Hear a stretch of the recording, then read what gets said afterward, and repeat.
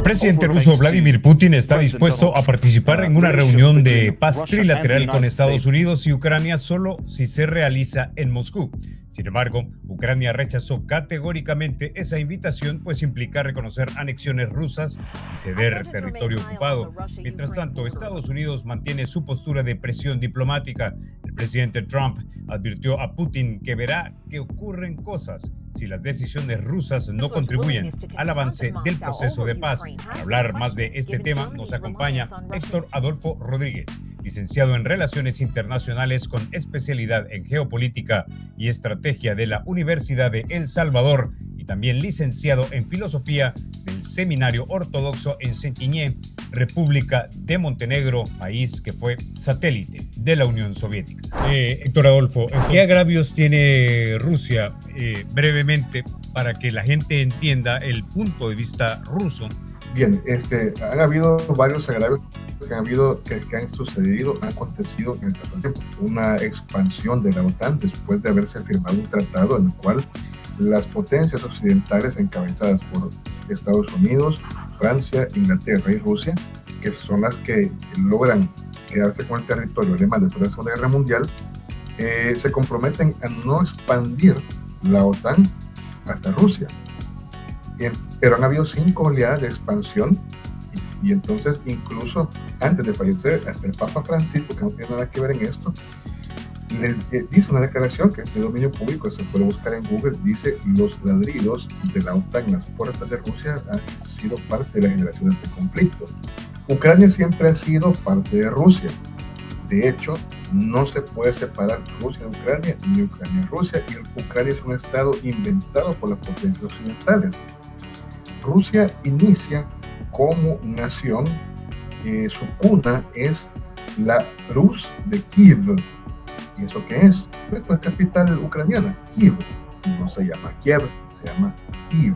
Entonces la Rus de Kiev, en tiempo del príncipe San Vladimir, es cuando ya comienza a perfilarse como un estado y abraza el cristianismo hacia el año 977 como religión oficial, después de tener una gran disparidad de religiones.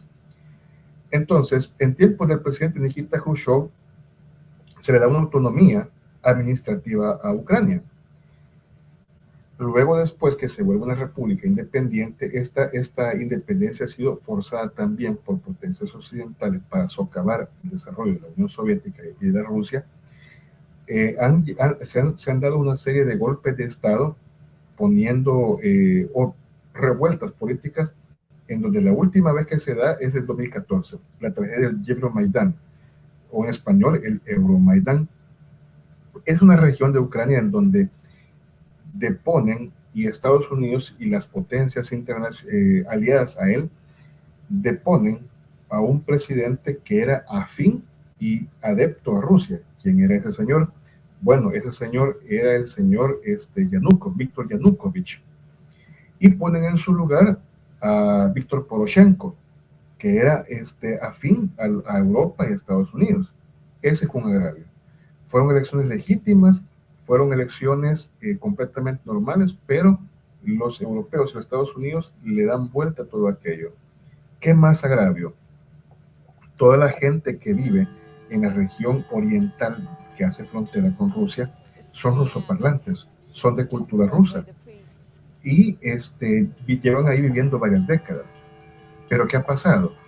Los golpes de Estado para poner presidentes que son afines a la doctrina y el pensamiento occidental han generado y han favorecido y potenciado grupos de choque armados ultranacionalistas, y de ahí surge el batallón Azov.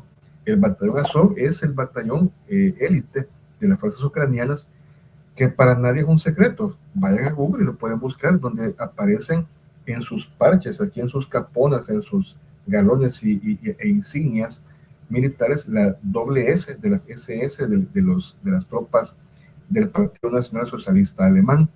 No digo nazi, porque nazi no es el nombre de ellos. De hecho, es un nombre despectivo con el cual se les empezó a reconocer. El nombre original es Partido Nacional Socialista Obrero Alemán, y ya está. Y ellos ya no se ocultan en eso. usan la calavera de las SS, las svástica y así sucesivamente.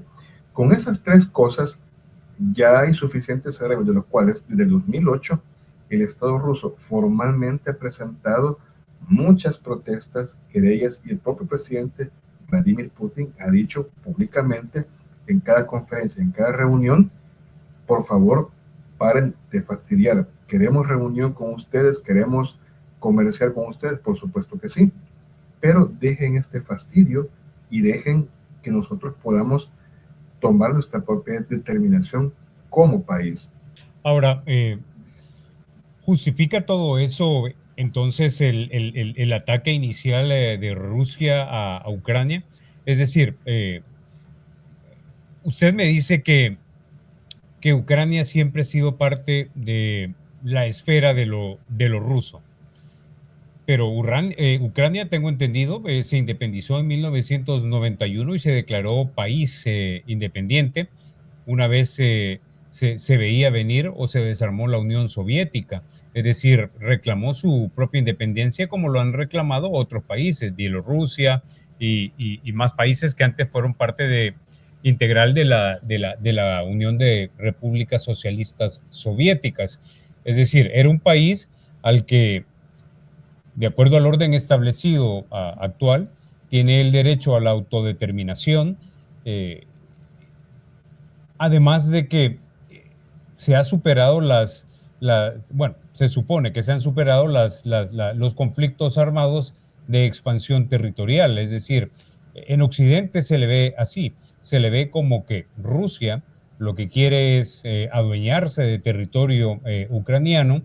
eh, las razones específicamente se desconocen, muchas cosas se dicen en los medios de comunicación, muchas ideas flotan a través de los reportes de los colegas, pero a ciencia cierta, pues es bastante difícil determinar cuál es la razón. Ahora, entiendo también que en 1994 se dio un acuerdo entre Ucrania, eh, Rusia y los países de Occidente, y Ucrania decidió dejar o entregar su armamento nuclear. A cambio de eso, recibió garantías de que iba a respetarse la integridad de su territorio, su país, su política, su autodeterminación, y que los garantes subyacentes de Ucrania sería entonces Europa y los Estados Unidos, y de ahí que Europa y Estados Unidos abordan la posición de que Ucrania es el agredido y Rusia el agresor. Entonces, una vez más, si tenemos un país independiente, si tenemos un acuerdo de dejar las armas nucleares, un acuerdo que también firmó Rusia y que firmó la OTAN, que firmó los Estados Unidos, y todo eso implicaba que tenía que haber respeto a la integridad territorial y política de Ucrania, y por lo menos en Occidente se, se difunde que eso no se ha respetado. ¿Cómo no se puede esperar que Ucrania pida ayuda a Europa, a Estados Unidos, y que a Rusia se le mire como el agresor e invasor? La narrativa occidental, ¿quiénes son los que presentan este tipo de narrativa? No es acostumbrado, CNN, Telemundo, Univision, NBC, todos ellos, los cuales son controlados por BlackRock, el consorcio gigantesco de Estados Unidos, que siempre te va a manejar una narrativa como la que has dicho. El problema está en que ellos difunden una serie de situaciones en las cuales pasan muy por alto y demasiada ligereza en manejar temas históricos, de los cuales en estos lados, por razones geográficas, suelen ser desconocidos y mucha gente pues tampoco se interesa. No puede ser posible una república independiente donde la actual Rusia tenga su cuna de nacimiento. Dijiste Bielorrusia, lo mismo podemos hablar de Turkmenistán, Kazajstán, Uzbekistán, podemos hablar también de Latvia, de los países del Mar Báltico que formaban parte de la Unión Soviética. La cuestión está en que Ucrania nunca fue una república independiente. Era una parte, una provincia del imperio ruso de la época de los zares. Cuando llega el comunismo, entonces el señor, este famoso Ilich Vladimir Ulyanov, ya apodado Lenin, decide dar una autonomía administrativa a la región, a la ahora llamada nación ucraniana, por cuestiones de logística. ¿Cuáles? Necesitaban tener un flanco, necesitaban tener un frente de contención ante posibles avances con Europa. Porque recordemos que la planicie que existe a través del norte de Francia hasta llegar a Ucrania, atravesando Polonia y Alemania, es la ruta por donde todas las guerras se han sucedido. Es decir, cerca de Normandía, hacia, entre comillas, hacia arriba, buscando Rusia. Entonces necesitaban tener un muro de contención frente a un posible contraataque europeo o estadounidense. Por eso les dan esa autonomía administrativa, la cual se reforzó en tiempos de Nikita Khrushchev, cuando él dice, vamos a poner misiles apuntando a Europa, en una contraposición en la crisis de los misiles que se da en tiempos de John Kennedy. Recordemos de que los Estados Unidos comienza a arreciar su ofensiva contra Rusia. Entonces vienen los rusos, viene Khrushchev y dice, voy a poner misiles balísticos apuntando a los aliados de los Estados Unidos para agravar más la crisis de los misiles. Por esa razón se habla de que Ucrania entregó sus propios misiles. No es cierto. Esos misiles fueron suministrados por el Estado soviético a una provincia que tenía una independencia administrativa, que después dijeron, bueno, tenemos independencia administrativa, independicémonos, pasando por encima de que la población que vive en el oriente ucraniano es una población que históricamente todo el tiempo ha sido rusos. Entonces, por esa razón, no puede ser tomado como verdadero y como auténtico esa narrativa de los medios de comunicación occidentales. Esa es básicamente la razón de por qué no. Ahora, una vez más, vamos al punto. Ucrania se declara independiente en 1991. El hecho de que esa república, ser una república joven a esta altura, 2001, 2011, 2021, tenga 34 años de existencia como país independiente y que históricamente haya formado parte del Imperio Ruso primero y luego de la Unión Soviética, pues a la luz del derecho internacional, creo que no se sostiene el hecho de que, bueno, es que históricamente fuiste la cuna de mi civilización, de mi pueblo, del pueblo ruso, y por lo tanto vamos a tomar como que fue un oasis de 34 años, lo que tuviste como república independiente, pero vas a pertenecer a Rusia, asumiendo que el presidente Putin efectivamente quisiera anexar la totalidad de Ucrania a Rusia, ¿no? Pues hemos visto que ya anexó la parte de Crimea. Héctor. Sí, Crimea siempre ha sido una provincia rusa también, en la cual fueron ellos quienes van a colonizar. Antes de la época de los zares, Crimea era una parte desierta. ¿Y por qué van a ir los soviéticos? Bueno, van a ir sencillamente porque necesitan una salida al mar Negro, mar Caspio, si mal no recuerdo, y poner ahí una base naval para tener salida y para proteger sus fronteras. Lo que ha sucedido que muy sabiamente has dicho que no se justifica en el derecho internacional, pues tampoco se justifica en el derecho internacional la intromisión de los países, lo cual contraviene la Carta de Naciones Unidas, donde dice que cada país tiene la libre determinación de elegir qué camino tomar y cómo manejar sus propias decisiones en lo político, en lo administrativo, etc. ¿Qué pasó allí? La gente ultranacionalista, inspirados, resucitan a un tal Stepan Bandera, el cual era un agente de los alemanes en la época de la Segunda Guerra Mundial, y el cual muere ajusticiado después de un montón de ires y venires dentro de aquellos oscuros momentos que atravesaron. Resucitan esa bandera y comienzan a enarbolar una política en la cual dicen, no queremos a esta gente rusoparlante porque somos ucranianos, cuando genéticamente, biológicamente son el mismo pueblo. Si trazamos un mapa de genoma humano, la biología no es ideología y jamás lo va a ser, son el mismo pueblo. Entonces ellos inventan esa narrativa de decir que estaban invadiendo los rusos y comienzan a atacarlos. Eso comienza a suceder en el 2006, 2007, 2008, cuando ya Rusia presenta quejas formales, de las cuales ninguna ha sido escuchada. Entonces, una guerra de ese grado es lo mismo que hace Rusia. Bueno, entonces voy a defender a mi gente rusa que ocupa más de la mitad del territorio oriental ucraniano y comienza a hacer una guerra de contraataque frente a un montón de crímenes de lesa humanidad contra el pueblo ruso que estaba ahí. No genocidio, sino que lesa humanidad, porque estaban simplemente dañando a personas que no tenían absolutamente nada que ver. No se puede de genocidio porque no eran asesinatos masivos, pero sí eran selectivos contra el pueblo ruso. Y ahí comienza, por decirlo así, el pretexto de los rusos para poder atacar Ucrania.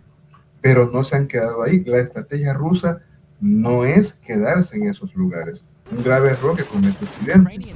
De por sí Occidente comete un gran error que nunca se debe cometer en la guerra. No hay enemigos pequeños, ni tampoco hay enemigos grandes. Lo que hay son enemigos. Fin del cuento. Pero ellos dicen siempre, es que Rusia no Ahora, puede... lo que me está diciendo Héctor Adolfo, entonces es que el presidente Putin no pretende anexar Ucrania en su totalidad, sino simplemente reclamar los territorios donde hay rusoparlantes y anexarlo al estilo Crimea y toda esa población. No, de hecho, en 2023 hubo un referéndum en el cual se abre la puerta para que la gente pueda elegir en las urnas si quieren ser ucranianos o quieren ser rusos, y la gente votó a favor de ser rusos. Entonces, eso ya fue legalizado. ¿Y por qué no quiere Rusia? ¿Se acuerdan la estrategia rusa? La guerra en Ucrania no está en todas partes. En la parte que hace frontera con Europa, ahí no vas a ver guerra, ahí no hay tiroteos. Esa está en la parte que hace frontera con Rusia. Entonces, ¿cuál es la estrategia? Permitir que los mercenarios extranjeros y los ucranianos lleguen a esas zonas porque lo han convertido en una picadora de carne. La estrategia no es quedarse ahí, vamos a poner la bandera rusa y vamos a cantar el himno ruso. No es esa la estrategia. La estrategia, bueno, esperémoslos aquí y aquí los vamos a hacer literalmente picadillo. Eso es lo que está sucediendo en ese lugar. Rusia no necesita más territorio. Por eso existe la República del Donbass y la República de Lugansk, que son dos repúblicas que tuvieron su propio proceso de referéndum, donde ratificaron y dijeron, sí, queremos ser rusos, con su propia bandera y su propia autonomía. Bueno, entonces, si le voy entendiendo, Héctor Adolfo, lo que usted argumenta es que lo que Occidente considera una guerra de agresión y de expansión territorial es visto desde el ángulo ruso como una guerra de defensa de sus compatriotas, de culturales, de la gente que es rusoparlante, que es rusa culturalmente. ¿Es así? Es así, y por esa razón les interesaba poner a Víctor Poroshenko para que les permitiera el ingreso y el establecimiento de bases de la OTAN apuntando directamente a Rusia. Y ahí sí, ahí fue donde Vladimir Putin dijo, esto basta ya. Entonces, lo que pasa es que es bien difícil poder establecer muchas cosas, y quisiera que se me permitiera extenderme la parte cultural para entenderlos a ellos. ¿Con qué ojos los rusos ven esto?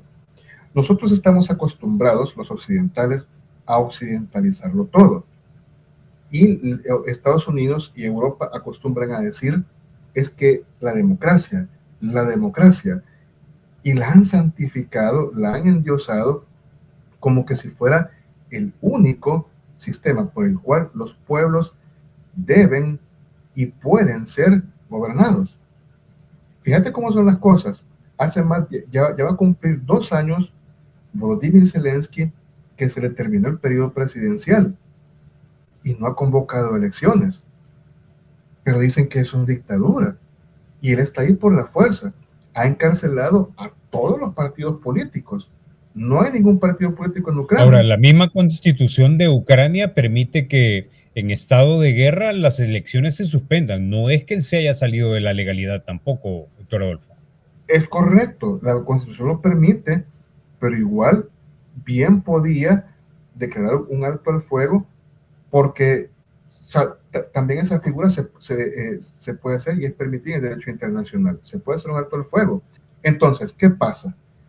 Los rusos nunca han conocido la democracia en el sentido que nosotros la entendemos, de ser una monarquía que termina con la familia Romanov, con el magnicidio del zar Nikolai Romanov, pasan al comunismo.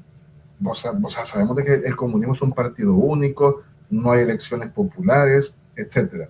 Y de ahí se pasan a lo que es ahora una democracia semipresidencialista.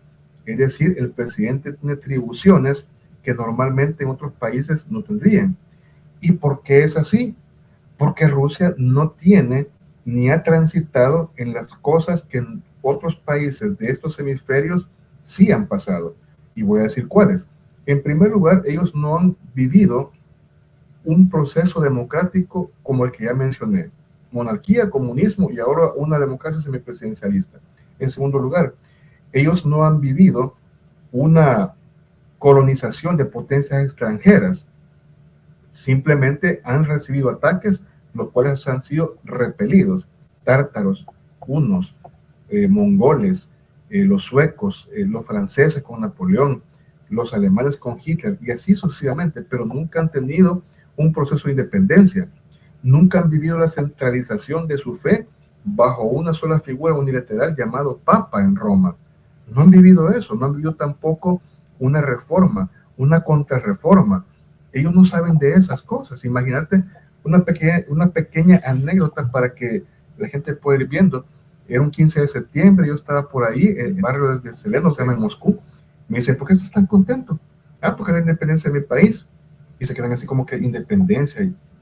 ¿Y eso qué es? O sea, ¿independencia de qué? Explicarnos. Y era un poco difícil que entendieran. Entonces, esa gente enfoca los procesos históricos de una manera totalmente distinta a nosotros. Pero la gente le dice, no son democracia. Eso es como que te dijera, mira, fíjate que estoy asistiendo a un templo budista y me siento bien. Y vos me dijeras a mí, ¿y tienen la Biblia? No. Pues no, no puede ser porque ustedes no tienen la Biblia y el budismo es malo porque no leen la Biblia. Es exactamente lo mismo.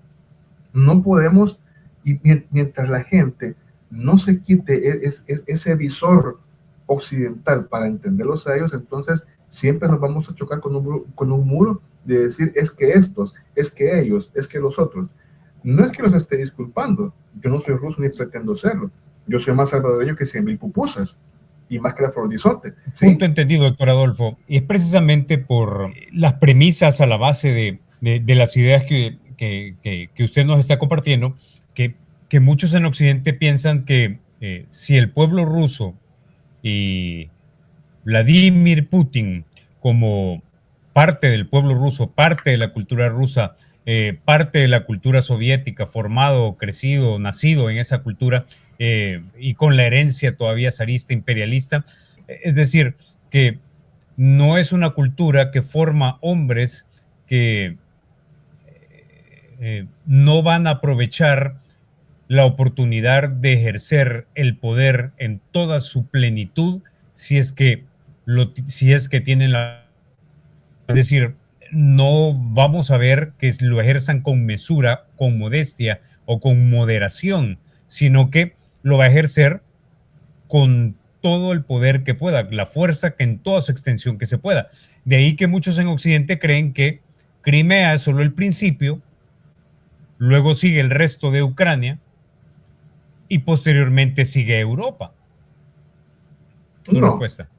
Definitivamente no. Como te dije al principio, Rusia es un país de confederación de varios países cuyo extensión territorial son 17 millones de kilómetros. si es por recursos naturales, Rusia tiene la mayor cantidad de recursos naturales aún sin explotar.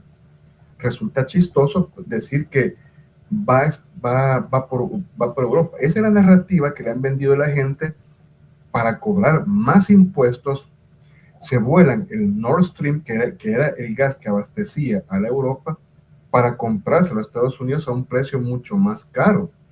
Y para poder decir, queremos guerra.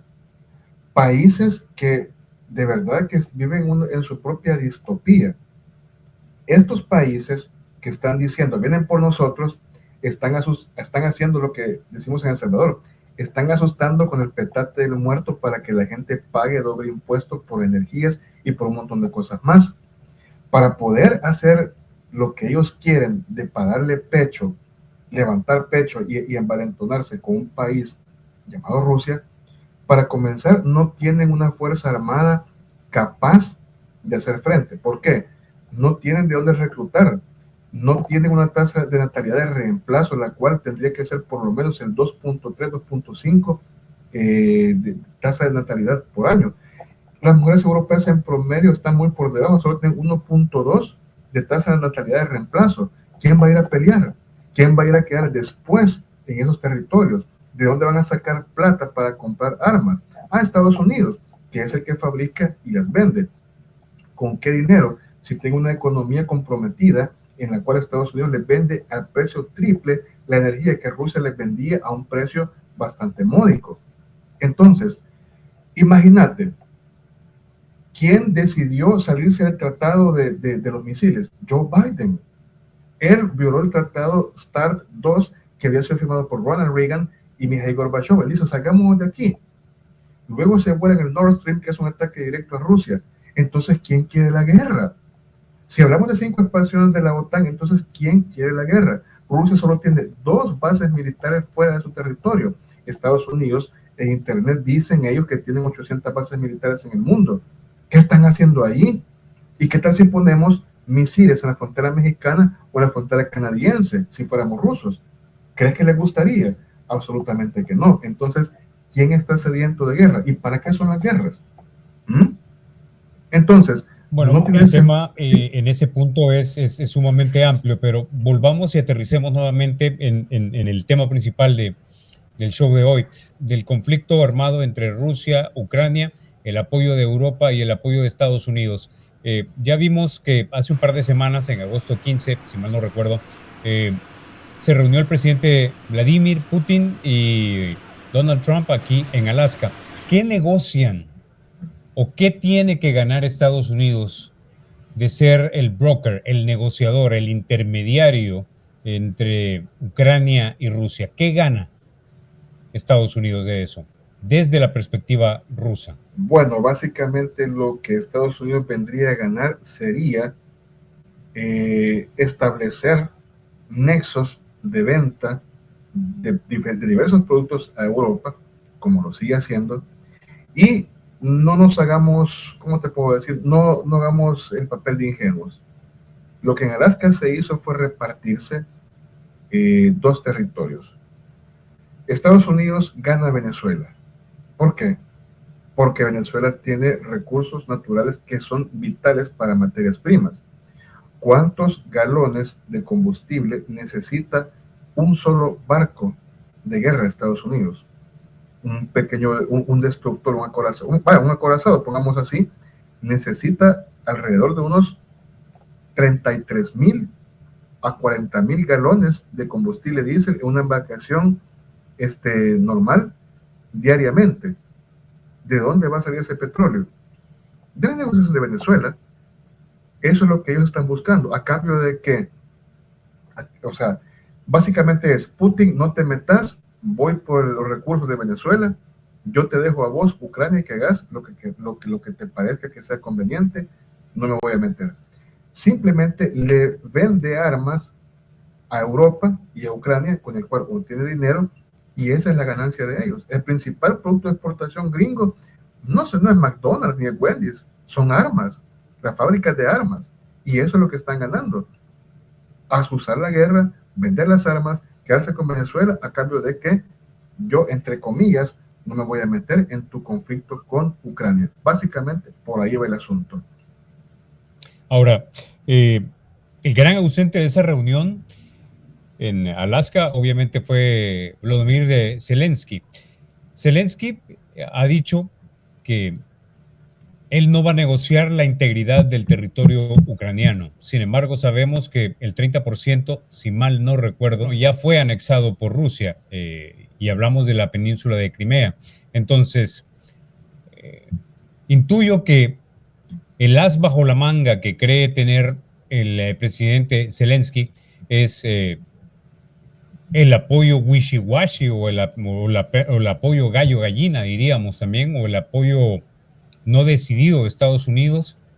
Quizás el presidente Zelensky cree que luego de las elecciones de 2026 y tomando el Congreso, si es que lo llega a tomar el Partido Demócrata, nuevamente se presione para ayudar nuevamente financiera y militarmente a Ucrania.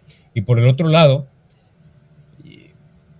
intuyo que Zelensky creerá que Rusia no ha ganado la guerra porque no puede ganarla, porque es un gigante de pies de barro. Su respuesta a esas dos ideas, Héctor Adolfo. Fíjate que no va por ahí el asunto.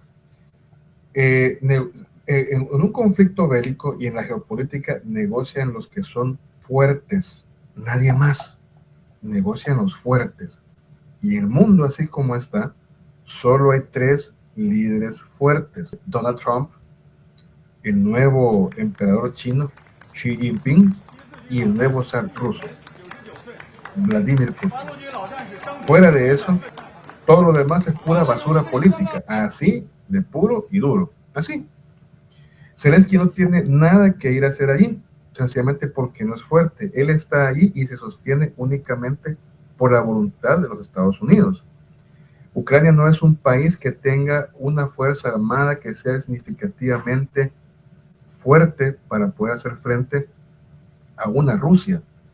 Que otro error de Occidente, creen, sí, tienen armas chatarra de la época soviética. Gravísimo error. Jamás subestimes a tu adversario. Jamás de los jamases se hace eso.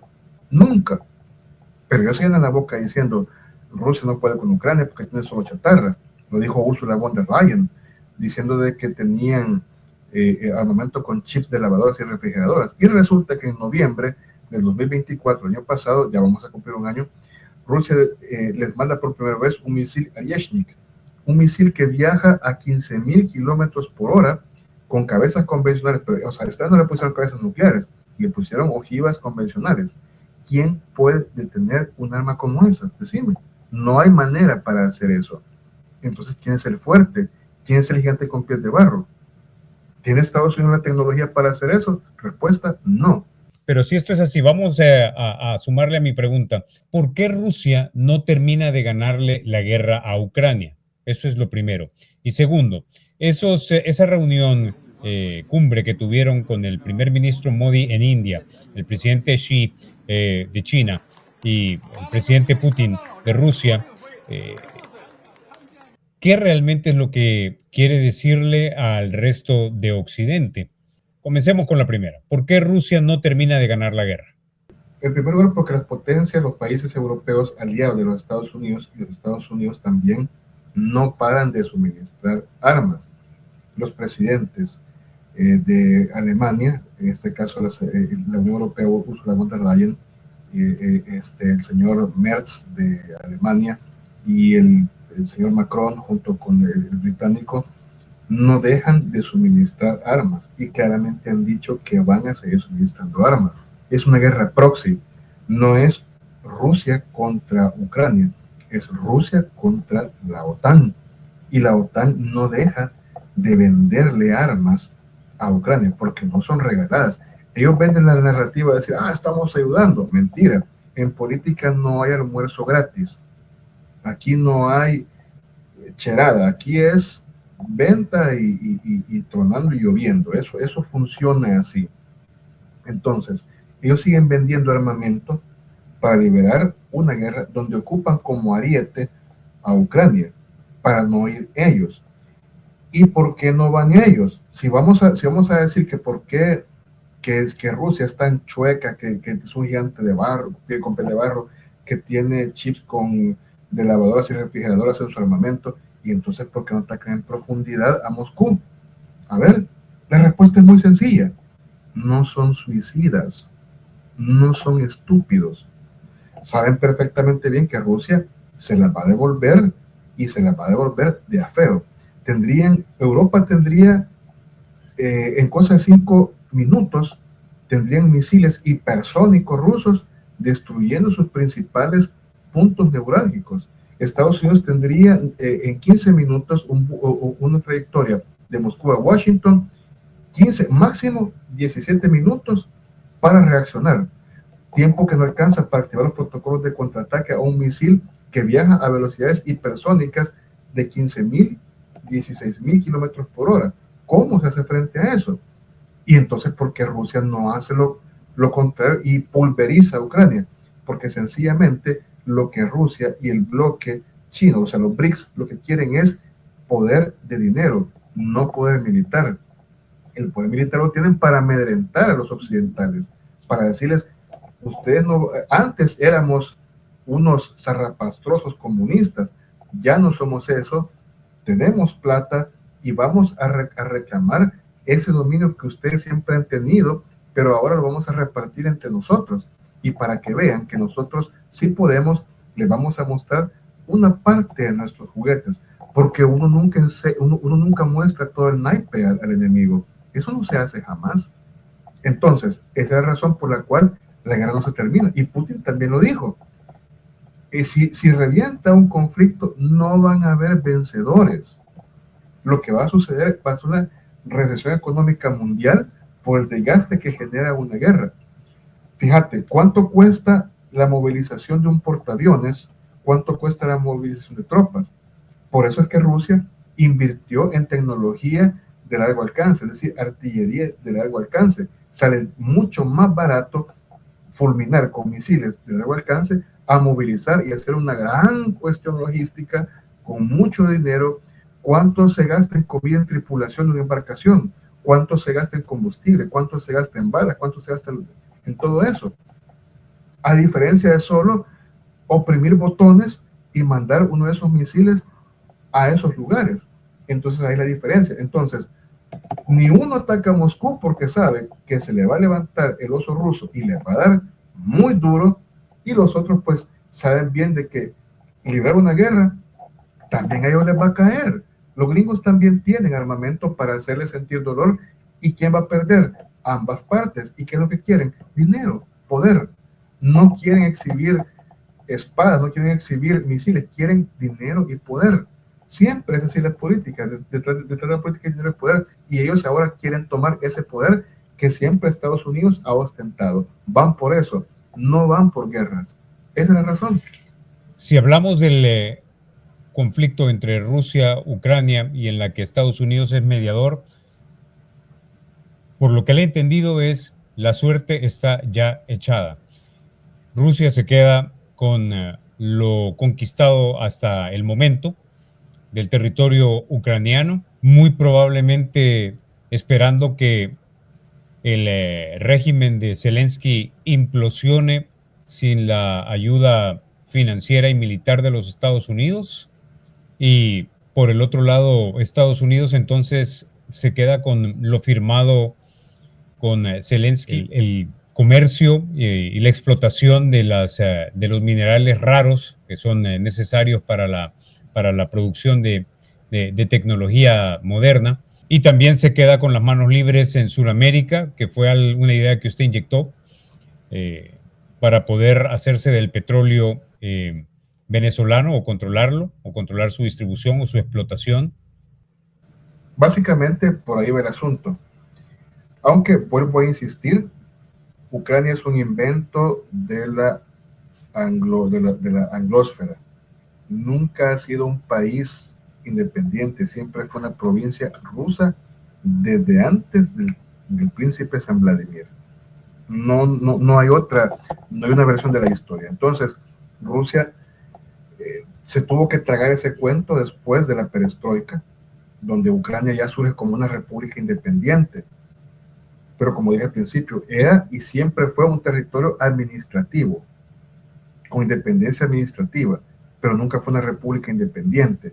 Entonces, ¿usted cree que esos 34 años de independencia de Ucrania como república no cuentan y que solamente hay que darle la oportunidad a el pueblo ucraniano para que en unas verdaderas elecciones honestas y transparentes y justas desde el punto de vista ruso, el pueblo va a decidir que quieren ser nuevamente parte de Rusia? ¿Es hacia ahí, hacia donde va su argumento?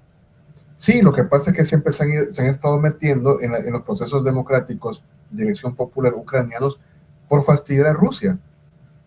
Es así de simple.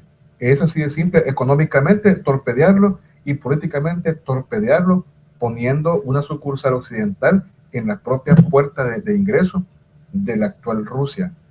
Si Estados Unidos deja de hacer eso y de imponer los candidatos que a ellos le parecen, las cosas pueden cambiar. Como lo dije al principio, aquí no se trata de ideologías, pensamientos o porque me caen bien o porque me caen mal. Son análisis de realidades. No tenemos toda la información. Hay información que es privilegiada, que solo manejan los gobernantes y los altos mandos militares. Nosotros no contamos eso, pero sí contamos con hechos que están a la luz del día y son de dominio público y se pueden verificar a través de diferentes plataformas gracias a la tecnología de ahora. Y seamos honestos, si Estados Unidos deja de entrometerse y poner sus candidatos, creo que esa gente puede encontrar su autodeterminación. Para cerrar el otro punto que incluimos, el de la cumbre entre China, Rusia e India, estamos viendo entonces el proceso de consolidación de un nuevo grupo que le hará frente a Occidente. No sé cómo se harán llamar, bueno, se hacen llamar BRICS, pero otros les dicen el sur global y no sé si otros le llamarán entonces ahora el este-oeste. Estamos entonces a las puertas de una especie de conflicto de baja intensidad nuevamente protagonizado por los países del bloque occidental contra los países del bloque oriental. Ahora quizás tratando de ganar corazones, alianzas y pueblos a través del comercio y no necesariamente a través de las armas. Es correcto, recordemos de que solo la población de la India representa, si mal no recuerdo, creo que un 12%, si mal no recuerdo, un 12% de la población mundial, y juntos los BRICS, incluyendo Brasil y Venezuela, representan el 54.3% de toda la población mundial. Entonces, ¿qué significa eso? Un nuevo frente para desbancar a los Estados Unidos, para socavar, serruchar a Fort Knox y decir, nosotros también tenemos plata y vamos a comerciar en nuestra moneda, mandando por un tubo al dólar, extirpar para siempre y de una buena vez el padrinazgo, el patronazgo de los Estados Unidos en los negocios internacionales. De eso se trata. Ahora bien, ¿tenemos armas? Ah, por supuesto que sí, o sea, y vamos a ver, si ustedes vienen acá, vamos a ver de qué cuero salen más correas. Estamos preparados y cuidado con eso. Lo vamos a tocar definitivamente en un próximo show, Héctor Adolfo. Vamos a ir finalizando entonces y no me resta más que agradecerle que haya estado con nosotros este día. Gracias. A la orden, quedo a tu disposición para futuros programas en los cuales podemos platicar de temas diversos, no solamente este puede ser el inicio de muchos temas para los cuales bien podemos platicar. Con gusto, a tus órdenes, sabes cómo encontrarme. Y de nuevo, un saludo a todas las personas que han estado en sintonía de este programa, Paz y Prosperidad. Esto es un análisis intelectual. No somos políticos, no somos rusos, no somos ucranianos. No tiene nada que ver con eso. Feliz tarde, noche o día. Bueno, muchísimas gracias. Pase buena noche, Héctor Adolfo. Bueno, ustedes amigos, no me resta más que agradecerles que hayan estado con nosotros en este podcast. Que tengan ustedes muy buenos días, muy buenas tardes o muy buenas noches.